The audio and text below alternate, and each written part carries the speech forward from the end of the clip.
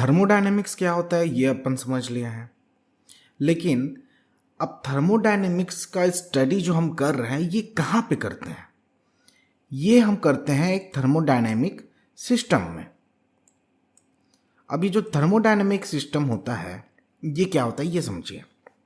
देखिए, thermodynamic system is defined as quantity of matter और a region in space on which study is focused. तो इसको एकदम simple language में हम समझने की कोशिश करते हैं। देखिए, जैसे कि फॉर एग्जांपल आप पढ़ाई करते हैं, आपका एक क्लासरूम होता है।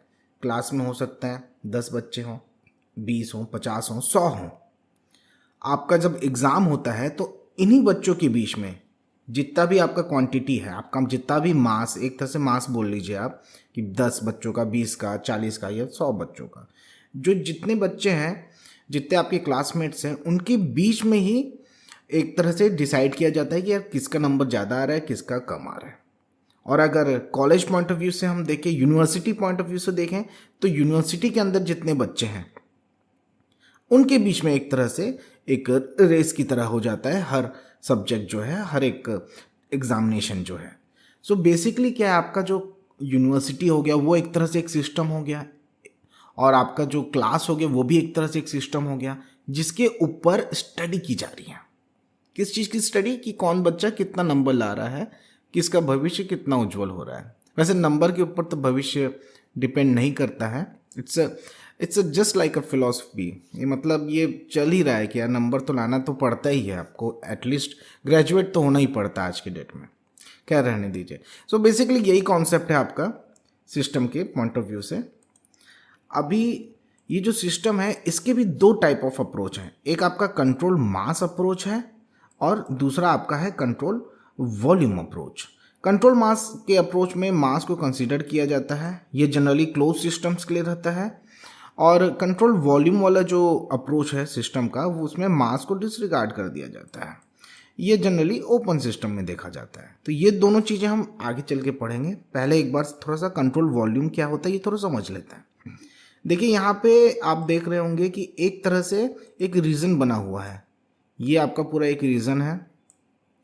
इस रीजन के अंदर में जो मास है वो डिसरिगार्डेड है। जैसे मैंने एग्जांपल दिया था आपकी क्लास के पॉइंट ऑफ व्यू से, कितने भी बच्चे हों, जो भी हो, और जब भी आपका एग्ज़ाम होता है तो उन बच्चों पे ही फोकस करके किसका नंबर ज़्यादा आया, किसका कम आया, वो सब देखा जाता है। वो एक सिस्टम रहता है। यूनिवर्सिटी के पॉइंट ऑफ व्यू से एक बड़ा सिस्टम बन जाता है।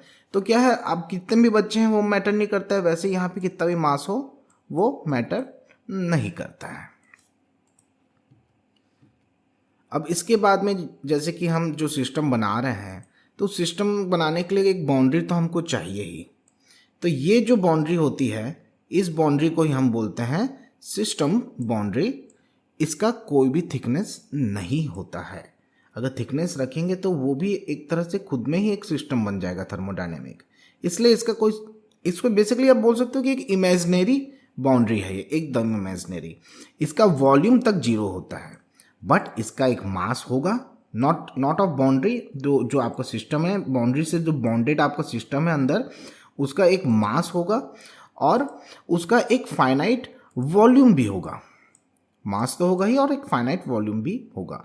और ये जो आपका बाउंड्री है ये फिक्स भी हो सकता है और मूविंग भी हो सकता है।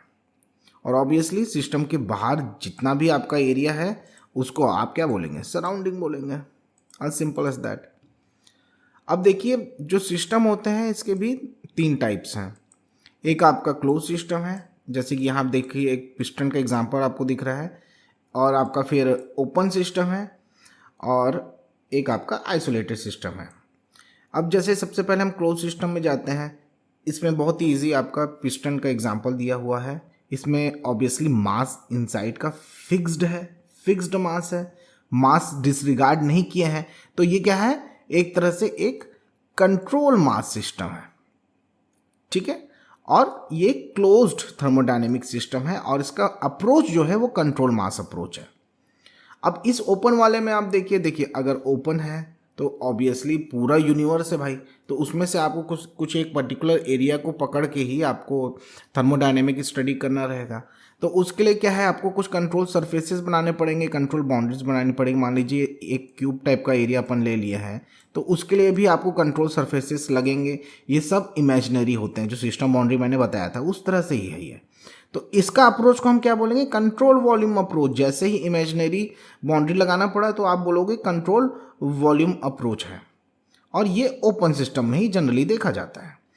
देन फिर आपका आता है, अच्छा उससे पहले एक चीज़ और बता दूं, जो क्लोज सिस्टम है उसमें मास आपका फिक्स है। डेट मीन्स मास आएगा जाएगा नहीं, सिर्फ एनर्जी आएगी और एनर्जी रिलीज होगी, दैट्स इट। ओपन सिस्टम में क्या है, आराम से आपका मास तो फिक्स नहीं है, मास डिसरिगार्डेड है, तो मास आ सकता है, बाहर जा सकता है, एनर्जी एंटर कर सकता है, एनर्जी भी आउट हो सकता है। अब फाइनली आता है आपका ये आइसोलेटेड सिस्टम। अब आइसोलेटेड सिस्टम मतलब कि मास का भी अंदर आना बाहर जाना इज़ नॉट अलाउड, और एनर्जी का भी अंदर आना बाहर जाना इज़ नॉट अलाउड।